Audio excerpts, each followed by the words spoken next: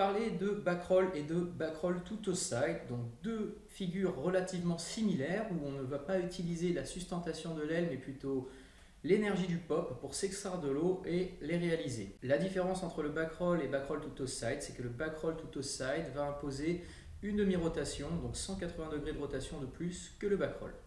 Pour ces deux figures, il va être intéressant de maîtriser le saut simple et également d'avoir des petites notions de ce qu'est le pop et de comment il se réalise. Comme je vous le disais, on va essayer d'utiliser le moins possible notre aile et de vraiment utiliser l'énergie générée par le pop pour s'extraire de l'eau et réaliser les deux figures. Les conditions idéales pour ce genre de figure, ça va être entre 15 et 20 nœuds plutôt stable et un plan d'eau relativement plat. Après, c'est vrai que si vous avez des petites vagues, vous pouvez les utiliser comme kicker pour faciliter l'extraction hors de l'eau, pour faciliter le saut, puisque c'est vrai qu'au début, le pop ne sera peut-être pas excellent. Donc une petite vague en guise de kicker, ça peut aider.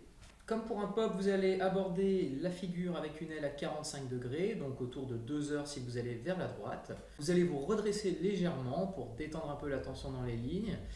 Et vous allez d'un seul coup cranter très énergiquement, orienter le nez de la planche plus au vent pour générer de la puissance, générer de la résistance contre l'aile. Lorsque vous crantez, vous ne bordez pas trop sur votre barre. Et c'est au moment où vous avez généré assez de puissance pour procéder à l'extraction hors de l'eau que vous allez border un coup sec pour additionner de la puissance à l'énergie que vous avez déjà emmagasinée. Comme pour le backloop qu'on a vu dans un autre épisode, il va falloir ici, pour lancer la rotation, que votre regard se focalise au-dessus de votre épaule avant, et ça va aider la rotation.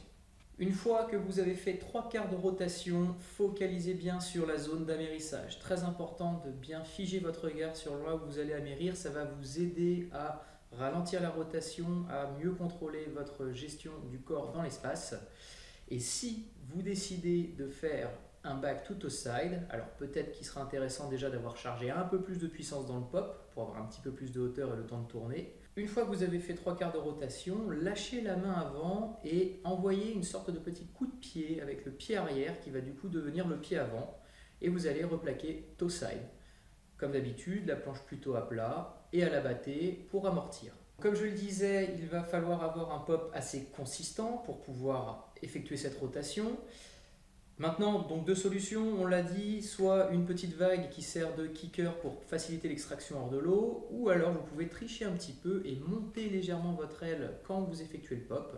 Et ça va vous donner une légère sustentation, donc ça va aider à pallier au manque si ça manque un petit peu d'énergie et de consistance au niveau du pop.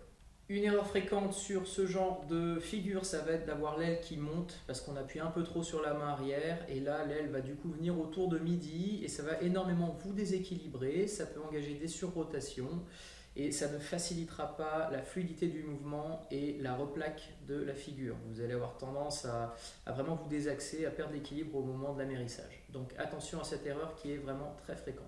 Une figure somme toute assez basique mais qui n'en est pas pour le moins esthétique et puis en plus après ça vous ouvre encore une fois sur différents tricotages. Vous pouvez enchaîner avec un jibe toe side to heel side, enchaîner avec des petites rotations sur la surface de l'eau, toutes sortes de choses.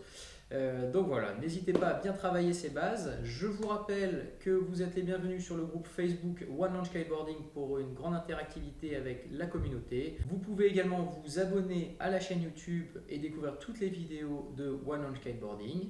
Enfin, le site web www.onelaunchkiteboarding.com où vous retrouverez les offres de cours, de stages de perfectionnement et toute la bibliothèque de tutoriels mis en ligne. Merci, à bientôt.